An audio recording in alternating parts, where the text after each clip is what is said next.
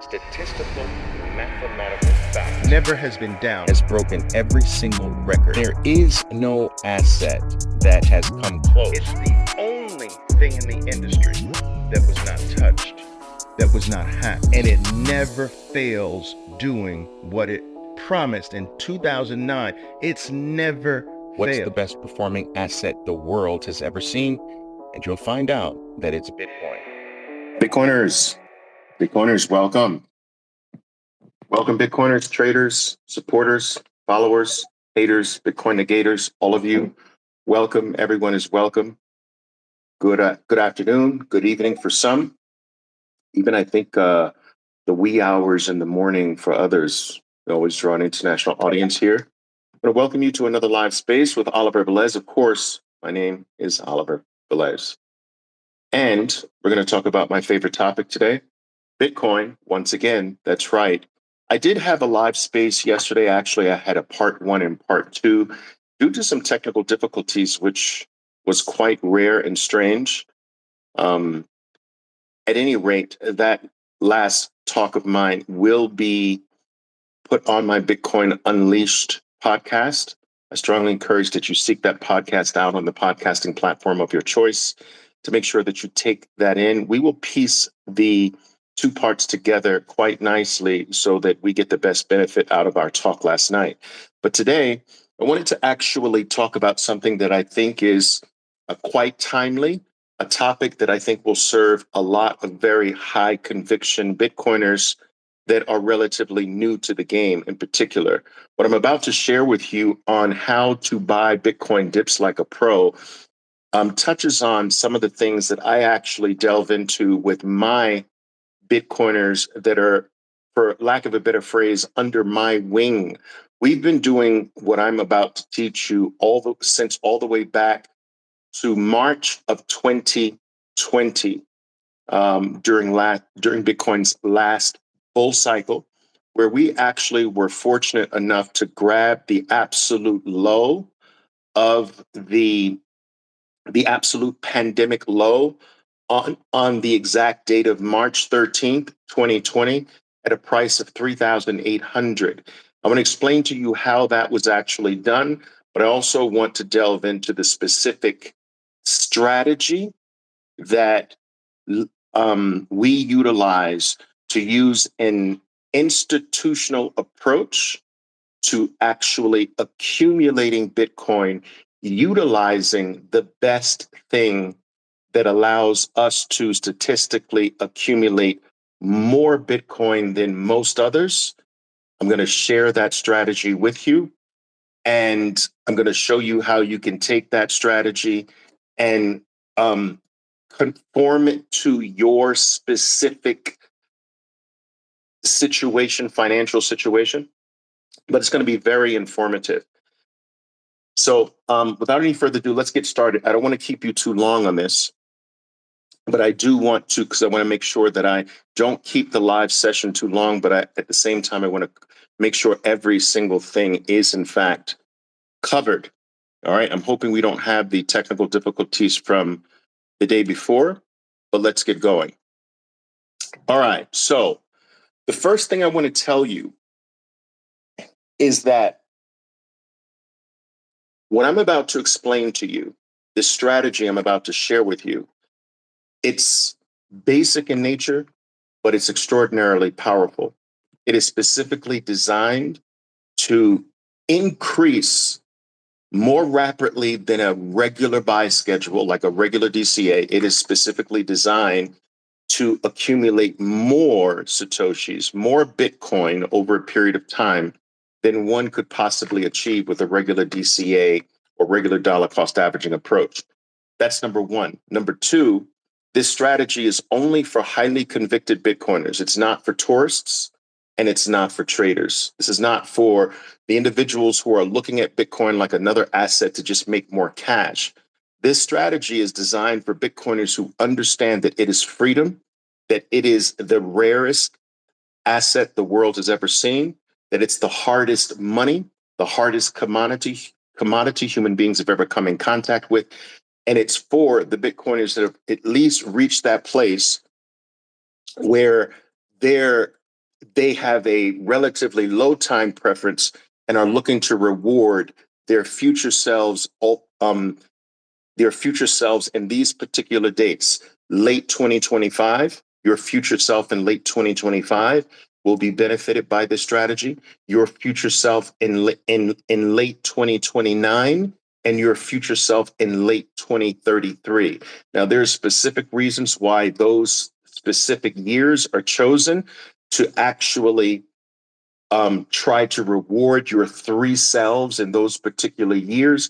That is a topic beyond the scope of our talk today, but those years are not random. Late 2025, late 2029, and late 3033 are specific years that you're working for yourself in those specific years. All right, so this strategy is for those who have reached a place where they actually want to do that and they're not overly concerned with, taking profits or trying to gain more cash. Those individuals are what I call, or whom I call, tourist and short-term oriented traders. This is not for them. Okay. Now, the highly convicted Bitcoiner buys the color red.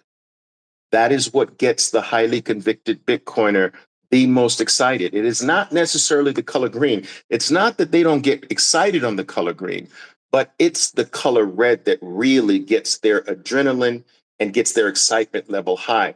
So we as convicted Bitcoiners, we buy the red and we basically chill and enjoy the green, but we go to work on the color red. This is a general practice. Okay. Now, the next thing I want to tell you is that my Bitcoiners, they understand things from a market perspective. They understand how markets work. I think that's extraordinarily important to understand, and it helps one's conviction. My Bitcoiners understand that you must allow Bitcoin to rest.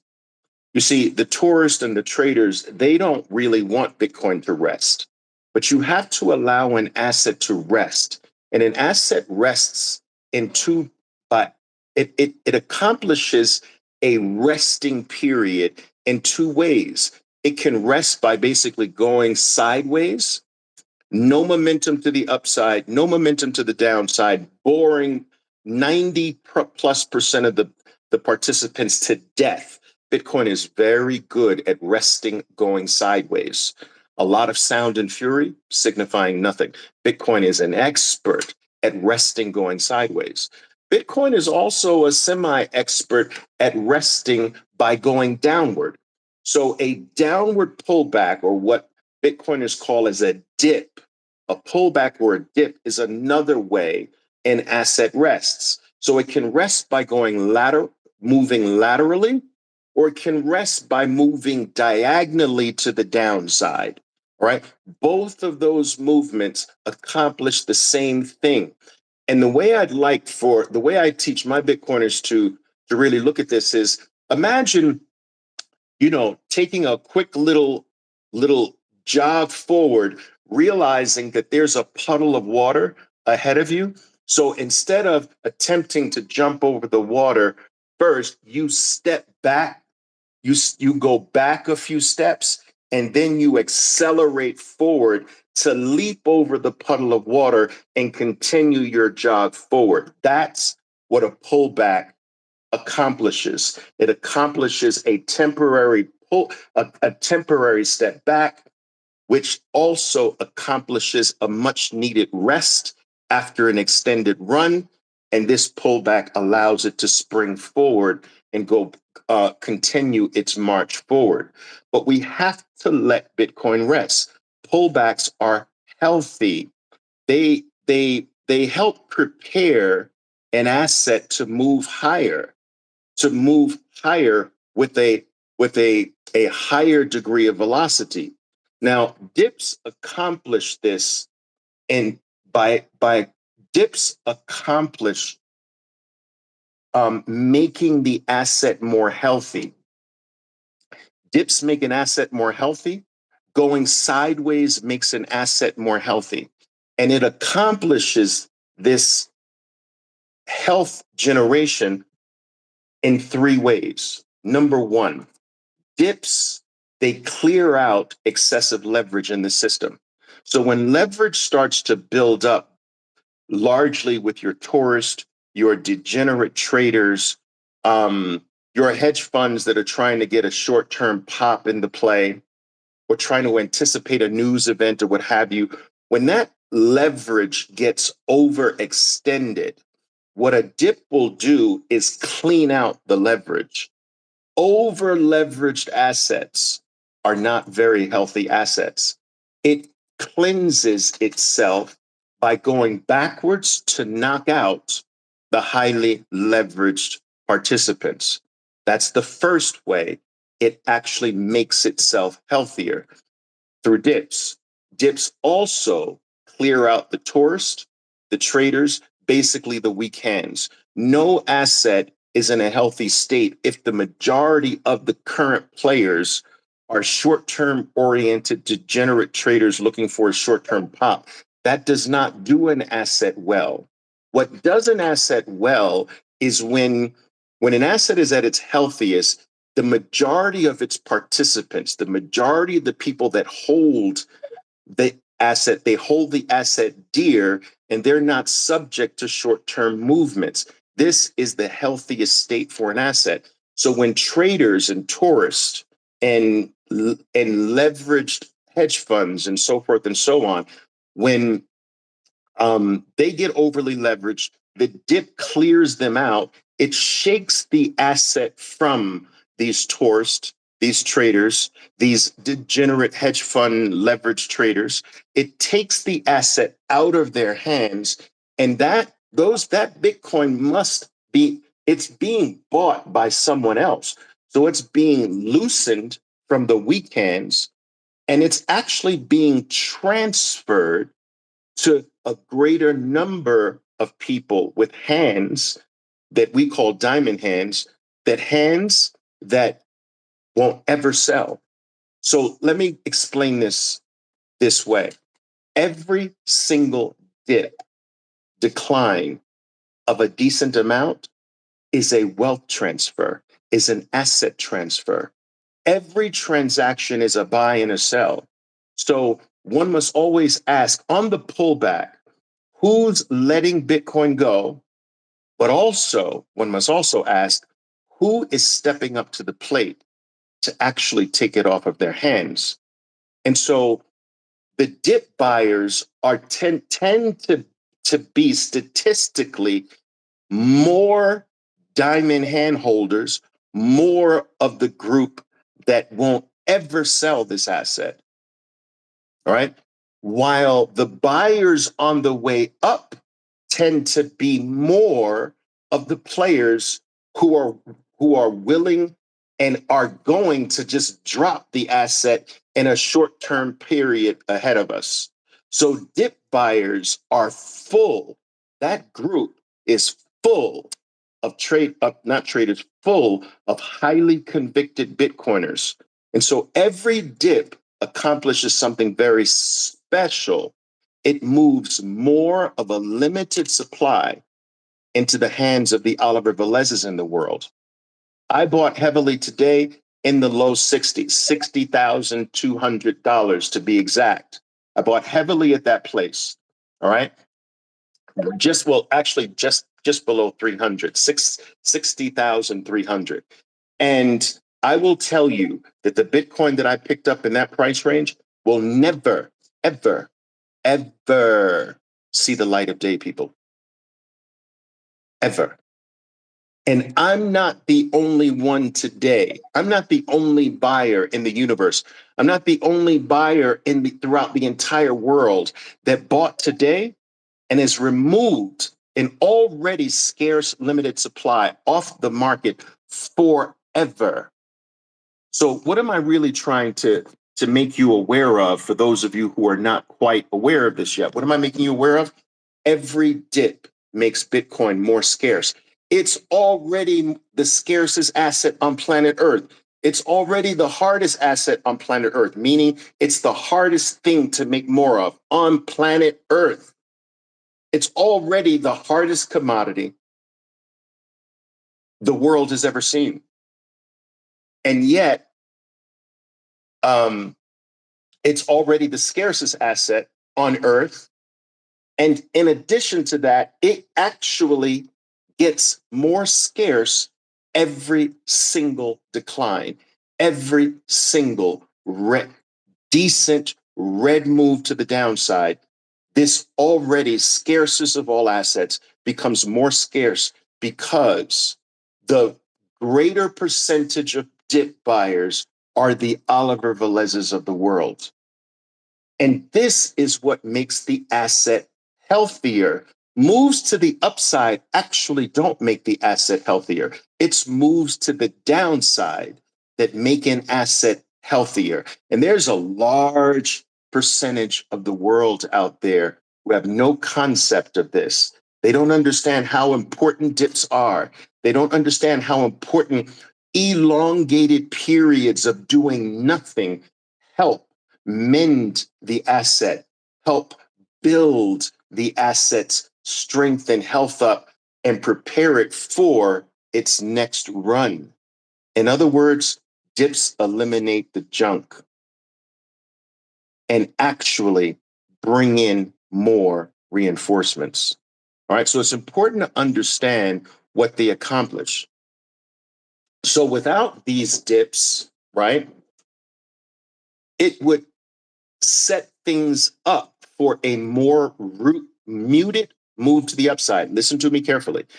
If an asset moved straight up and did not have occasional jolts, occasional hits, if it did not have these healthy dips along the way, that would actually result in a muted move to the upside. That actually mutes the move to the upside. It shortens the bull run's life. You want these periodic pullbacks. We need them.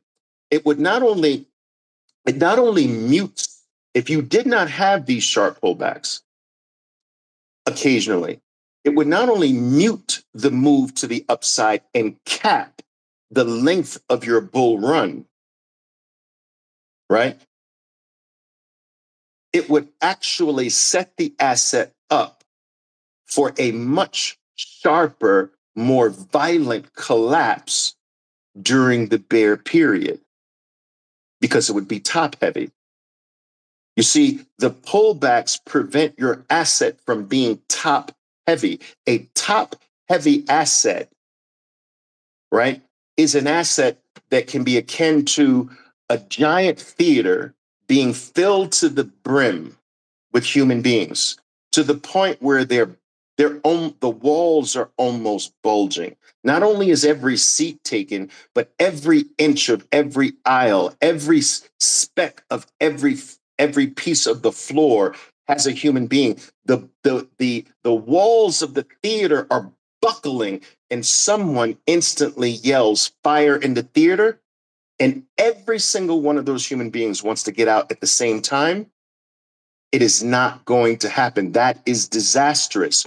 What these pullbacks do is prevent the theater from ever reaching that point. Because if the theater reaches that point, you've got Chernobyl on your hands. We don't want a Chernobyl scenario. We want bear markets, which are also a different type of cleansing out of the system.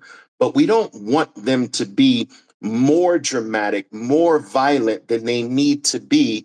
And if we did not have these systematic pullbacks along the way, you get that Chernobyl scenario. All right, Bitcoin's pullbacks are already, bear markets are already deep enough without them going to Chernobyl on us. You understand?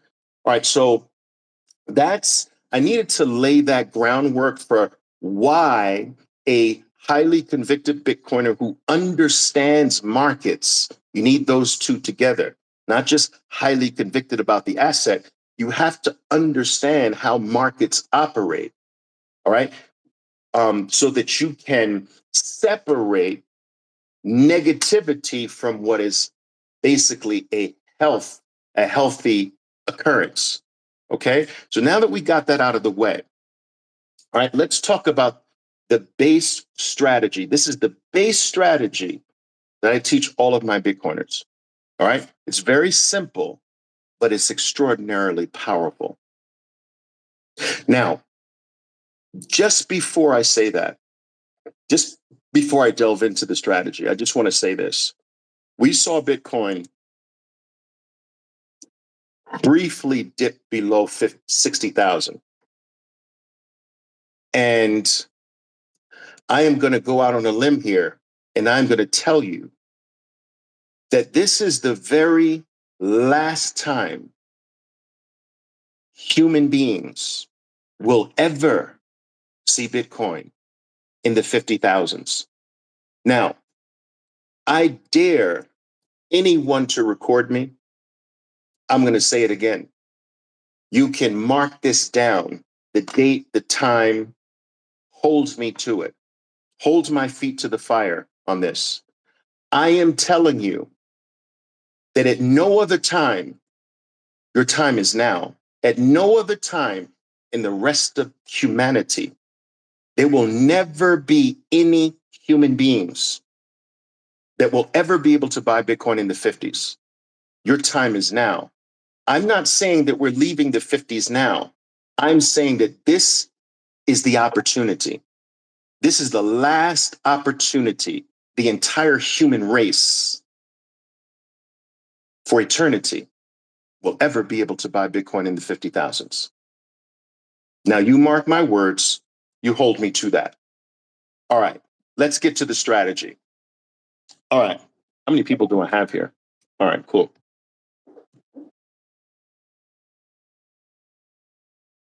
The base accumulation strategy, this is in lieu of a dollar cost averaging approach. The base strategy goes like this. You take the local high of Bitcoin, the local high, and I'll explain what that is in a second. And you actually look to buy the exact number in thousands down from the local high based on the price that you're at. So let me give you an example. We reached a high price of Bitcoin in March of, let's call it 74,000. It was just shy of 74, but let's round it to 74,000. We're in the 70,000s. So we're going to use $7,000 because we're in the 70,000s. Okay? So you're going to use 10%, right? So you're going to use a $7,000 number, and you're going to project from the local high of 74. All right, you're going to project $7,000 down. That is your buy on the way down price. Your first one, 74. All right, to 67. That's $7,000 down. Now that buy, $7,000 down, places you in the 60,000 range. So now you've got to buy at 67,000. Now you're going to use $6,000 down to make your next buy on the way down. All right. So that means that at 61,000 now is your next buy. Now you're still in the 60,000s, right? So now you still have to use 6,000 as your number. So 6,000 from 61 down, all right, places you at 50, at 50, what did I say? 61? Yeah, places you at 55,000 as your next buy. Now the 55,000 at your next buy, all right, you're now in the 50,000. So now you're going to use $5,000 as your next buy down. All right. And that places you with a buy at 50,000, but you're still at 50,000 in the 50,000 price range. So you're still going to use 5,000 down from that, which places you at 45,000. Now you're in the 40,000s. Your next buy is going to be $4,000 down. And of course, you're going to buy at 41,000 and so forth and so on. That's the base foundational smash buy strategy. All right. You use basically 10% of the price you're at starting from the local high. Okay. Now, you can actually start this anywhere. So let's say you just came into Bitcoin right now and Bitcoin's at 60,500. This is your first buy. You can actually start the process right there. So if your first buy into Bitcoin is 60,500, you're going to use the number 6,000. Your next smash buy is $6,000 down. All right. Which basically is going to be 54,500. And at 54,500, you're now in the $50,000 range. So now you're using the $5,000 smash buy number on the downside. Now, what this base strategy does is it's designed to get you to appreciate, understand, and relish the moves down to your buy points. What it also does, so it makes you understand that red is good because that's when you're going to smash buy. You're not going to smash buy on green, right? You're going to smash buy on the red moves to the downside. What it also does is it helps you systematically accumulate this asset in a methodical, professional way, keeping your average cost relatively close to the current price.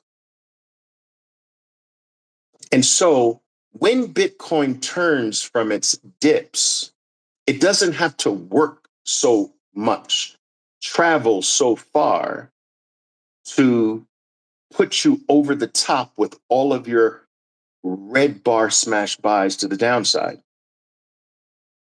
Now, we did a version of this all the way down the bear market from 69,000 all the way down to 15,500, keeping our average cost throughout the entire move to the downside relatively close to the current price, meaning that when Bitcoin came off the low of its bear market decline, it didn't have to travel that far to put the entire period of accumulation over the top into profitable territory from a USD denominated perspective. So it systematizes your approach to this. It makes it more methodical. It makes it more plan-based. It's not random. And therefore, it makes you less susceptible to emotions that come from FUD and the stories and the narratives that a lot of people try to attach to Bitcoin's decline. It doesn't really matter. You have your buy points before Bitcoin even gets there. And that places you in a psychologically, emotionally superior state. You become almost immovable because of the plan. All right. And so that's the base model. If you bought at 66, your next buy is going to be 60. And from there, your next buy is going to be 54, and so forth and so on. And the next buy is going to be 49 because you're in the 50s. So you've got it. That's the base smash buy formula. Now, why do I say it's the base one? Because there are some players that want to be more aggressive with it. So instead of using the same amount of dollars to buy at every point, like I'm going to buy $100 at every price to the downside. So every time one of my prices gets hit, I'm throwing an extra $100 into Bitcoin. All right. Instead of keeping the dollar amount the same, what they do is they go up. So they have They have some have gone to the place where they have 4 levels of buys. So the first level down from the local high is the lightest. These 4 levels of buys get heavier and heavier. So let's call each buy level lots, right? So the first level down, they're going to do a one lot buy. All right, a one lot buy. When they get to the second level, right, they're going to do a 2 lot buy. Now, what do I mean by levels? I mean, when you leave a specific price range. So the 70,000s is one price range, right? Any buys in the 70,000, that's a 1 lot. When you get into the 60,000s, you're now picking up the size of your buys to a 2 lot buys. And when you get into the 50,000s, those are 3 lot buys. And when you get into the 40,000s, that's a 4 lot buy. Now, during a bull run to the upside, statistically, you never really ever have to go, you've never had to go past 4 levels. Statistically, like 90+% of the time, you never had to go past 4 levels. So that's why we have 4 levels to it. If you want to take this pyramiding approach, where the top of the pyramid represents the first buy, that's the smallest. That's the apex of the pyramid. As you move deeper and deeper down the pyramid, so does the size or the number of your lots. So it could go like this. My first level of buys are $100. My second levels of buys are $300. My third levels of buys are $600, or it could be even something smaller. My first level of buys is $100. My second's $200 in buys. My third is $300 in buys, and so forth and so on. So that's adding a little bit of juice. And what that approach will do when you take it from the base buy, where your dollar amount is standard at every price, you take it to a place where you're now forcing your average even lower, keeping it closer than the base method to the current price. And when Bitcoin turns, it quickly and rapidly takes all of those buys to the downside and throws you into profitable territory relatively quickly from a USD denominated price point, right? And the reason why I keep saying that is because for me, I don't really measure this in US dollars. I measure this just in Satoshis or Bitcoin. To me, I've become more profitable every single time I raise the number of Satoshis that I lock away, right? Because I'm thinking in terms of the 3 future selves, right? Late 2025, late 2029, late 2033. So by me upping the amount of Bitcoin that I have today, I know that I've made my 2025 self wealthier today. That is not measuring based on USD denominated terms today. It's projecting the late 2025, late 2029, late 2033. All right. And so to me, any hike in the amount of Bitcoin I have already made my future selves profitable. I didn't need Bitcoin to turn right now. I'm not thinking in that shorter term time frame, but it does do this. This slightly souped up pyramiding in with ever increasing amounts of US dollars going in at your buy points forces your average price to be lower, which makes your move back into profitable territory profitable from even a short term or shorter term USD denominated point of view. All right. Now,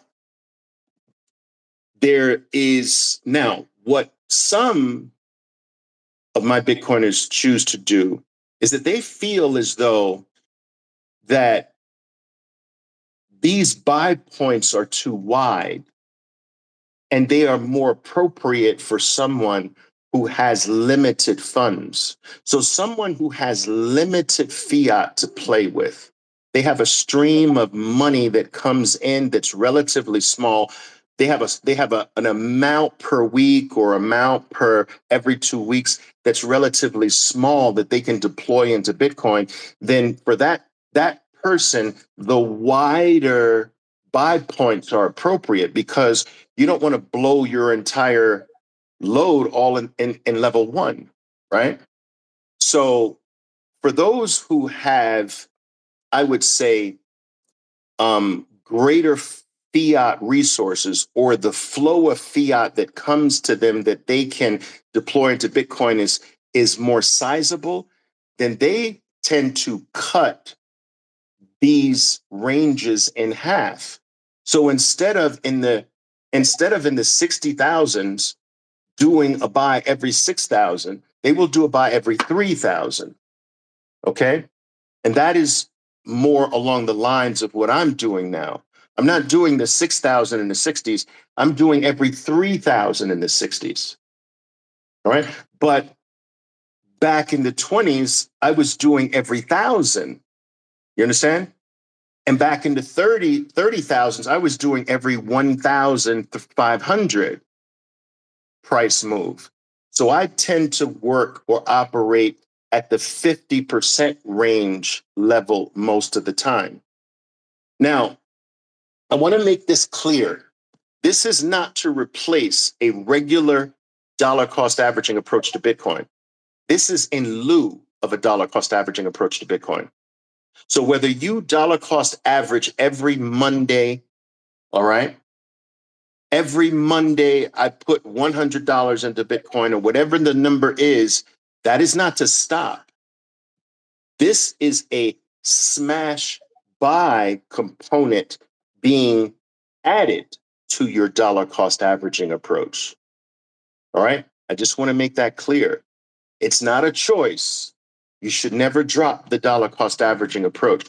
This is in lieu of it. This is an additive approach.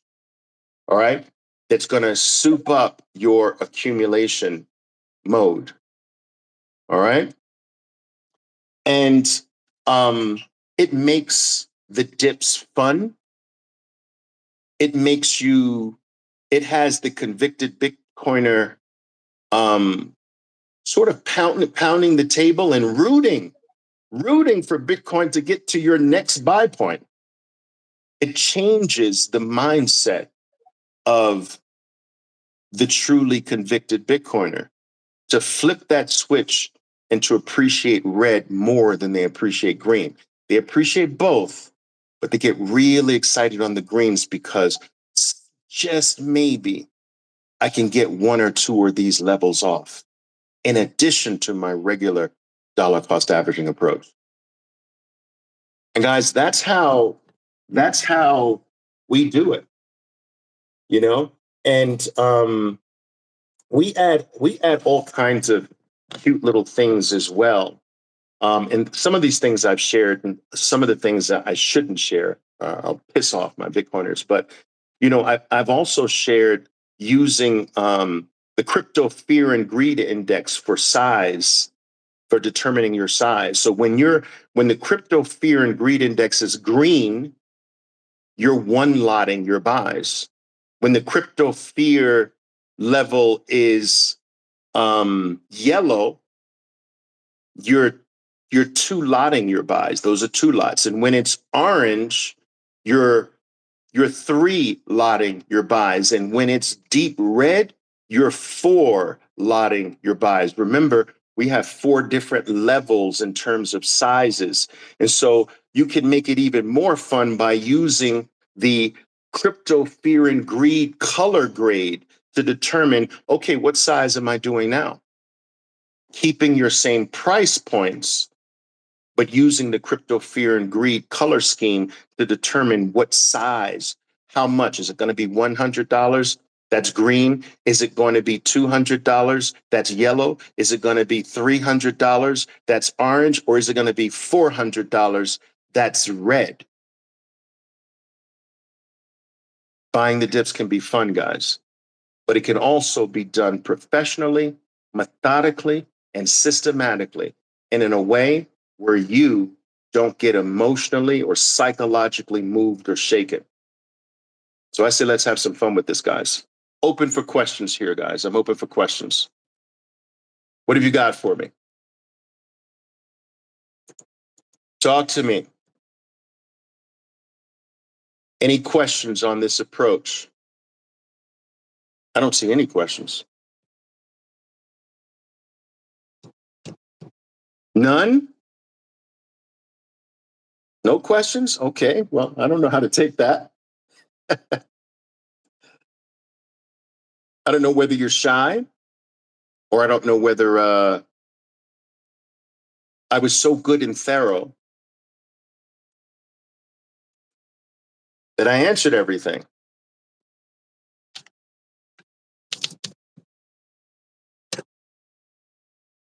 All right. But guys, I have to remind you, I do not pass the mic during my live talk. So your request for the mic is going to go for naught. Okay, I just want to let you know. All right. So I just feel that the best way for me to share my limited knowledge and information regarding Bitcoin and some of the things I do is best done more in a monologue or rant-like style. So please ask your questions in text form. All right. A standard guy saying, I love it. All right. I'm hoping this is going to help some of you. And I'm going to be anxious to see if some of you put it to work. It's fun. It's fun. It's fun for the convicted Bitcoiner, knowing that they are really not doing this haphazardly. There is method to the madness. There is something systematic between my buys. And it also conditions the person to be unmoved by most things. That the focus is just having Bitcoin reach the next buy point and nothing else matters. It places the importance on that. There's no over obsession with why is it dipping, as if a narrative is going to make the dip any different, right? There's none of that goes on with the trader with the Bitcoiner who gets in this mode and utilizes this approach. So I appreciate that. All right, Alan Wise says I just bought 500 at 59K. Beautiful. So Alan Wise, who bought at 59K, can either use, all right, the next buy point would be 5,000 down, which is 54K, or if Alan Wise wanted to do the half model, all right, he's going to basically use $2,500 down, all right, and buy at that price would be his next price. So knowing your smash buy points in advance just takes the randomness out of your approach. And like I said, it minimizes, if not completely eradicates, your psychological instability, the emotional ups and downs that go with should I, shouldn't I? Well, you've got all the prices mapped out ahead of you. All right, there's no should I or shouldn't I. It's right there. That's the plan. All right, cool. I freaking love it, man. I freaking love it. All right, Calvin says, good review. Calvin knows this like the back of his hands, but I'm glad you found the review good, Calvin. Awesome. Where do you find the crypto greed index? I can type that here for you very quickly. But, what I will say is Google is your friend, my friend. I just, it's funny, man. I see your comments. It's just weird, man. It's just not. Oh, here it is. It's just on the different approach. So let me put the crypto fear and greed index. Well, first of all right, guys. So I just posted the crypto fear and greed index. If you guys quickly take a look at that, the way we use this, the way some of my Bitcoiners use this is in green. They're In the deep green, they're using their one lot size to accumulate. When we go to the top or the middle portion, they're using a heavier. And when you go to that orange, they're using heavier. And the deep orange or close to red all the way to the left, they're using their largest size. The largest amount of the four different sizes. Believe it or not, this will probably adjust tomorrow. I'd say we go more toward a little past the halfway mark to the left. I don't know if you're looking at that, but there is somewhat of a lag to the index itself. All right.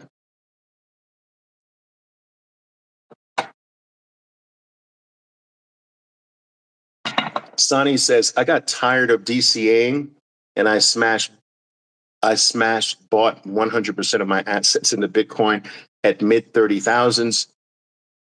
And as I told you, one less thing to worry about. Now, for some people, that approach works. I would say that in my experience, putting everything on the line at once and never adding is not appropriate for close to 90% of the people out there. Now, I do believe in lump summing in the majority, if not all, but I don't believe in not adding along the way. Like, what else are you doing with your dirty fiat that keeps coming in? All right. I saw a post by someone who was starting to gain doubts. This person posted that I bought at 70. Now we're at near 60. I'm starting to feel doubts about this. And my thought was, well, why would you treat this like Vegas, like the casino? Like, you don't just get one bet, do you? Here? Do another one. Do another buy. What do you do? What else are you doing with the fiat that you have? What are you going to do? Buy some designer shirt for $150 that you won't look at again in the next 3 months? So, like, people don't understand that you're never supposed to stop buying the rarest asset on earth. And people always ask me, Oliver, so, when are you going to stop buying Bitcoin? Like, never. Like, what do you mean? Like,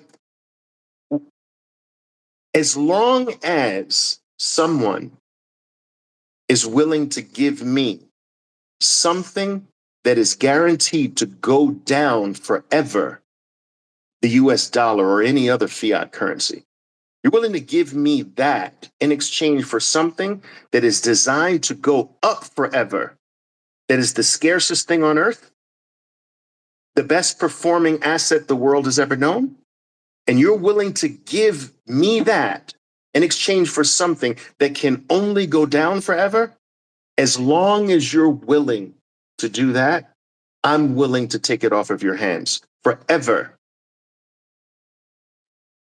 Every single time I see Bitcoin hit my wallet, for lack of a better word, right?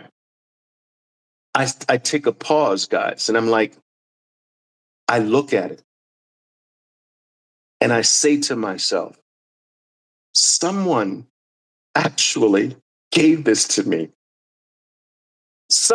This is mine. Someone actually handed this over to me. I just showed up with money and they took my money and gave me this. My God. I literally look at it like that. Like, someone gave me the scarcest thing on earth, that in the year 2033, they're going to look like they're going to look like the dumbest asses alive. Right? So I just feel that why should you not make that trade? Why should you not? Why should you stop doing that? Why should you stop taking the rarest asset on earth for the most plentiful one that's guaranteed to go down forever? I don't think you should ever stop that. There's no reason to stop. But I do believe there will be a day you won't be able to do that. I believe there will be a day You won't be able to buy Bitcoin for fiat currency. You might be able to buy exposure to its gains. You might be able to hitch a ride, but to actually own the asset itself for dollars? No, because I today won't give up Bitcoin for dollars. You think I'm the only one? You think you can show up to me with dollars? Think about dollars.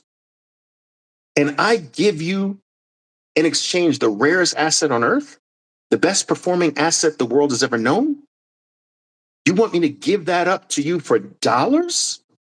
Dude, we've had dollars all of our lives. They don't work. I'm not going backwards. I'm not doing that trade in reverse. Do you think Oliver Velez is the only one doing that? The numbers of Oliver Velez's increase every single day of your life. Bitcoin becomes scarcer every day of your life. And remember what I told you. Remember what I keep reminding you. You can do this search yourself. Google is your friend sometimes. Go look up how much does a global population increase every single day? You know what the number is? Something like 220,000 new human beings on Earth every single day. That's net of all the human beings that have passed away. So there's a net plus 220,000 people every single day forever. That's never going to stop. Just by that number alone, Bitcoin becomes more scarce by 220,000 people every single day of your life. In addition to that, people are losing their Bitcoin. There's a higher degree of Bitcoin dust that will never be able to be moved again due to higher fees. And when you add those things, and then you add the Oliver Velez's of the world that are increasing every single day, that they will never give this up for paper again, ever. And you see how an asset that's already the scarcest becomes scarcer every day, if not every hour of its existence. And it's astonishing to me how we have someone to me today. It's amazing to me. Today, someone posted right here. You can go to the post and read it.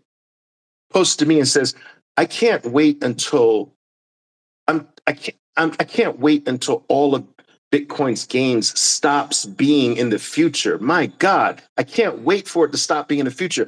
And I'm like, what? All of the gains are now. What are you talking about? This is the best performing asset on planet Earth. What do you mean, wait for all the gains in the future? What are you talking about? And I know for a fact this guy's been here since the absolute low of Bitcoin because I have been responding to him for the last 2 years. And yet the mentality is, where are all the gains? What? Where are all the gains? Yeah, they're in the future. Yes, there are gains in the future, but you've had the best gains of anything that's ever been exposed to the human race. What are you talking about? It's crazy, man. Wow. You know, there used to be back in the 1980s, I believe it was, in the late 1970s, early 1980s, something like that. There used to be this campaign put out by, I can't remember the university at the time in the United States, but it was very catchy, the marketing campaign. It was basically get an education because the mind is a terrible thing to waste. That was the catchy term. The mind is a terrible thing to waste. Catchy, it worked. But you know what? I'd like to change that. After 2 years of posting here on X.com, formerly known as Twitter, this is my motto. The mind is a terrible thing. Period. I've watched people's mental acrobatics keep them out of the best thing human beings have ever and ever will be exposed to. I've watched them mentally do backflips, front flips, cartwheels, watch them talk themselves out of it. Watch fear grip them so tightly that they can't do anything but just spew doubt every single day, right here. They comment every day about doubt-filled comments from 15,500 to 74,000 without ever stopping. That is insane to me. And that proves to me that the mind is a terrible thing.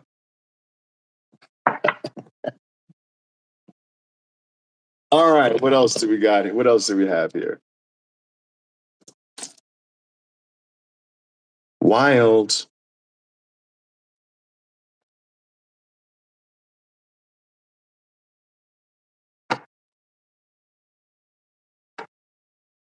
So what are the Cloud Mining Collective saying? So Oliver, what are your feelings about leverage and risk management until I can own a BYC? I don't know, or own a full Bitcoin, I think you're saying?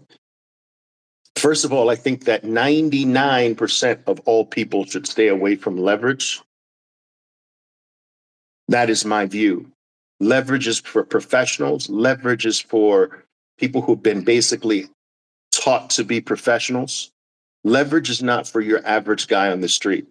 Bitcoin is the best performing asset in the history of the world. It doesn't need leverage to be successful. Leverage is typically used for something that is not high performing. All right. Treasury bills, very, very low volatility. You use high leverage on that. But to use leverage on an 80, 85 vol asset like Bitcoin is almost certain death for 99% of the people who are not professionals. And you guys are not professionals. Trust me. You can get lucky a few times. You might even get lucky for a while if the bull market or the bear market is thorough enough without without many interrupts. But I promise you, as certain as night is the day, the math catches up to the unprofessionals. That you wind up negative Bitcoin, not plus Bitcoin. The goal, guys, is to wind up with more Bitcoin. Traders of Bitcoin always wind up with less Bitcoin every single time, every single cycle. They have less Bitcoin than the last Bitcoin. I haven't met one trader, not one. I haven't met one trader in the last 5 years who has wound up with more Bitcoin this cycle than they had last cycle when they were trading it. I haven't met one.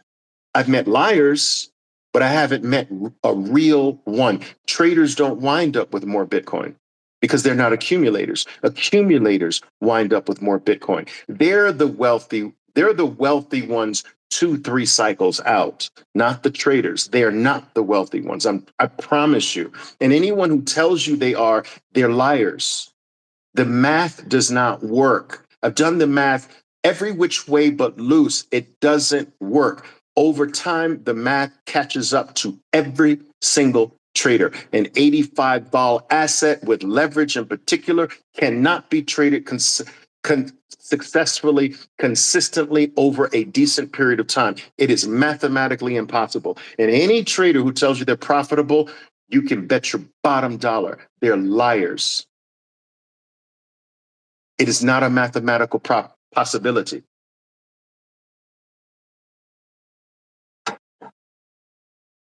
All right, so the goal, guys, is always wind up with more Bitcoin next cycle than you had this cycle. The goal should be to wind up with more Bitcoin this week than you had last week. That is what I train my Bitcoiners to do. If you let a single week go by and you don't have more Bitcoin, you are failing at life. You are failing your future. And as C. Walker said so appropriately, 4 years from now, 5 years from now, 4 years from now, you're going to kick yourself. And 8 years from now, your kids are going to kick you. I love that. All right, CK, I think I answered CK's question when I commented on Sani's comment. Why buy dips? Why not lump sum whenever you have free cash? That is a form of DCA. Lump summing is when you lump sum whenever you have money, that is a form of DCA.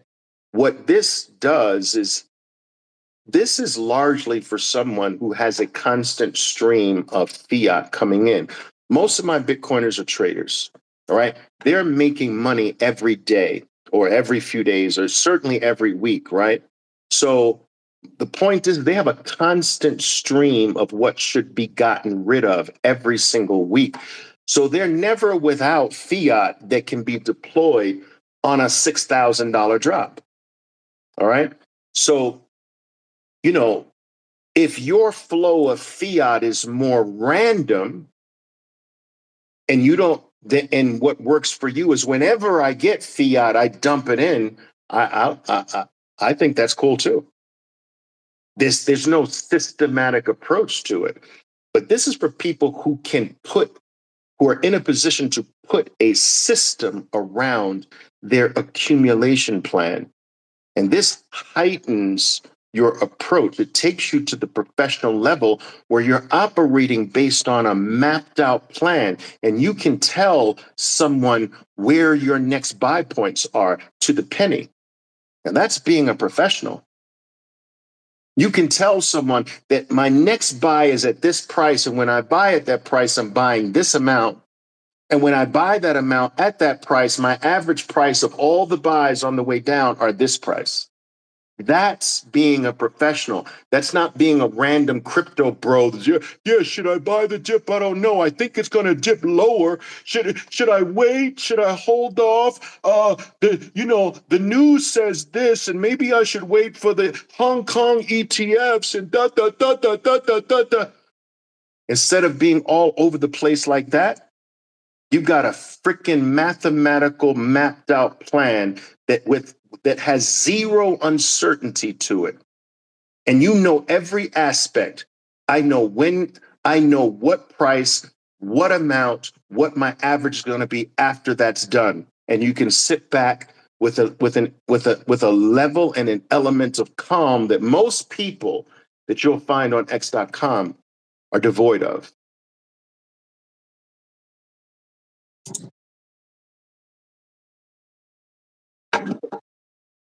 All right.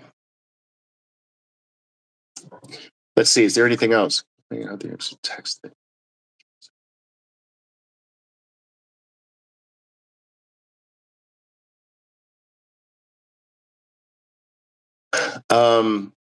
Lee's asking me a tax question. I actually, Lee, unfortunately, I try to stay away from tax related questions. They're a bit more complex. They're certainly not for an open forum like this. Some of the things that should be talked about should be spoken about in private. So I apologize, but I'm going to bypass tax related issues like that, questions like that. All right.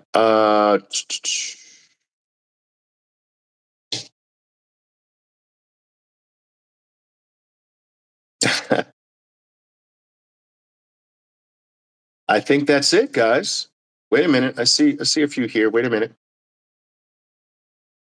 I get paid one time. Tommy Shelby Hoddle is saying I get paid one time a month at my main fiat mining job, working on a side gig now. All right, cool.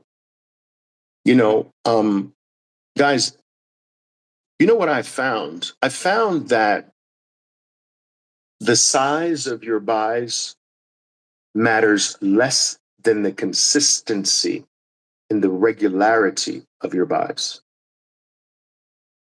And so, as long as you can be consistent, and as long as you're not buying like once every 8 months or something like that, as long as it's once a month or less, you're going to be fine. You're going to be fine. Now, what's really cool about your time period is that if you are a monthly DCAer, or a monthly lump sum buyer. Whenever I get my pay once a month, I dump whatever I'm going to contribute to Bitcoin, whatever I can contribute to Bitcoin that month, I'm dumping it in. That's more of a lump sum DCAer, and that's cool too. But I would suggest that you view Bitcoin from your time frame if you're looking at the chart. So if you're looking at a Bitcoin chart and you're a monthly DCAer, you should be viewing Bitcoin with monthly bars. The monthly time frame should be your go-to time frame. All right, and keep your DCA largely keep your time frame largely in sync with your DCA time frame, if you can do that. So if you're doing a weekly DCA, the time frame of choice for you is a weekly chart of Bitcoin. If you're doing a daily DCA, the time frame for you is a daily chart, and so forth and so on. All right.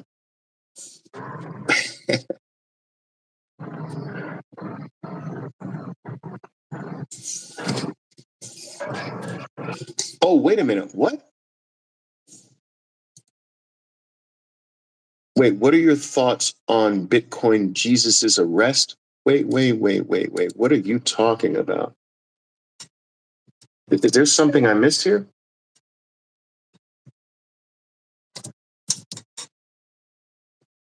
Did I miss something here? Oh, I did miss something. Roger Ver was arrested. Guys, I will tell you this. I'm going to be a conspiracy theorist here, okay? I believe that anything that is antithetical to Bitcoin is being cleared out. I am telling you. I believe it's systematic. I believe it's methodical. I believe it's the grand plan. Anything that is an antithesis to Bitcoin, anything that is a loudmouth, a nemesis to Bitcoin, is being removed from Roger Ver to CZ. Yes, CZ was not a friend to Bitcoin. I'm sorry. CZ, Roger Ver, Craig Fraud Wright, SBF, not a friend to Bitcoin. It's pretty amazing to see. Wow. As far as I'm concerned, good riddance. Someone's asking the best self-custody method. I don't know if that means what's my favorite cold storage wallet. I like the Cold Card. I like Foundation Passport. I like Blockstream's Jade.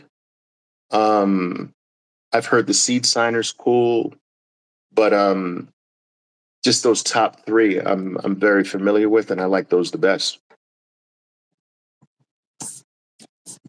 But if that's what you're talking about, those are my top three. Those are the top three recommended cold storage wallets I recommend. But if you're asking me method, meaning single sig, multi-sig, guys, I have this view that the faster we can get people who have adopted Bitcoin, who hold Bitcoin, the faster we can get the majority of them to multi-signature custody, the faster we can get Bitcoin to a place where it just simply can't be stolen. Imagine a world where Bitcoin simply can't be stolen. So the only way you're going to gain access to it is you're going to deliver value. You have to go to a Bitcoiner and give a Bitcoiner something very important, something very valuable. You'll have to do something for a Bitcoiner. If you're a Bitcoiner, people are going to have to serve you. They're going to have to give you their best. They're going to have to do something so special for you to convince you to give up the rarest asset on earth, an asset that is mathematically designed to go up in value every 4 years of your life, to give up all of those future gains for you, your family, for your whole generational bloodline. To give that up, it had better be something extraordinarily special. If we can get to a place where it can't be stolen from someone, the only way you can access it is to deliver value. Bitcoin's going to raise the productivity of the entire planet Earth to levels we've never seen before. That people are going to have to find a way to be valuable or die. None of this riding the coattails of something else or having your hand out for freebies. There is going to be a day where no one's going to sell it to you for pieces of government-backed paper. And there will be a day where it simply can't be stolen. The theft of your Bitcoin is off the table.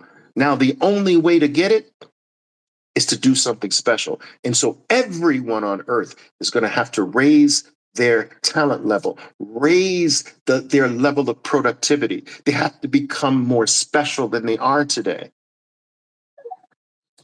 And I believe that the only way that I can think of that we get there is self-custody, but in particular, multi-jurisdictional, multi-sig self-custody, where not even you could give it up if someone held a gun to your head. I think that multi-sig self-custody will help move us there, along with time-locked Bitcoin will help move us there. And I did a few talks on that. You can time lock Bitcoin into the future, which means that not even you can touch it until 2033 or 2025 or 2 weeks from now or what have you. I know OG Bitcoiners who actually travel. And when they travel, they time lock their Bitcoin during the travel. So for instance, they're leaving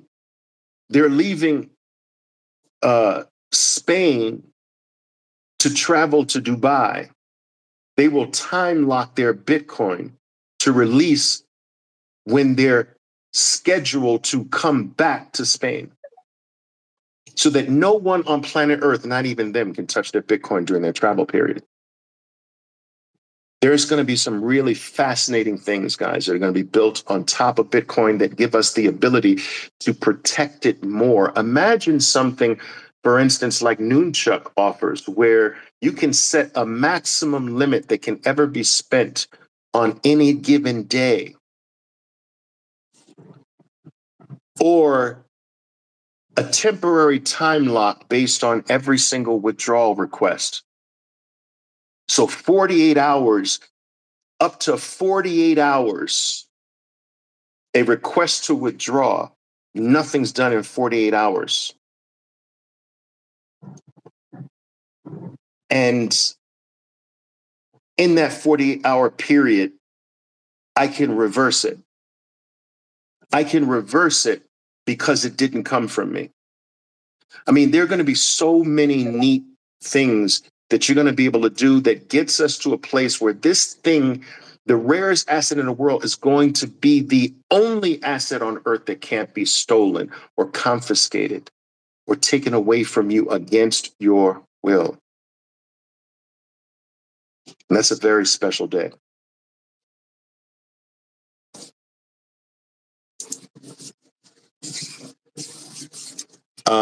The Cloud Mining Collective, I really appreciate your professional clarification. I appreciate that comment. Thank you very much. All right. All right, guys. Listen, I want to thank, I don't know, there's 93 people in the space. Okay, guys, listen, I want to thank all of you for joining me live here. I also want to thank those who are listening to this talk in recorded fashion. I appreciate all of you. You guys know what to do. I hope you found what we talked about here useful. I hope a little bit. If not, I'll try to get better each and every time I go live with you. I will also remind you that every single one of my live talks does wind up on my Bitcoin Unleashed podcast. You can find that on YouTube, Spotify, Fountain app, Google, Apple, all of the popular podcasting platforms. It's called Bitcoin Unleashed. There's literally days, weeks, months and months of very special content there. Absolutely free. All right, guys, listen, go to work. You know what to do. Stack harder. Ciao for now. Boom.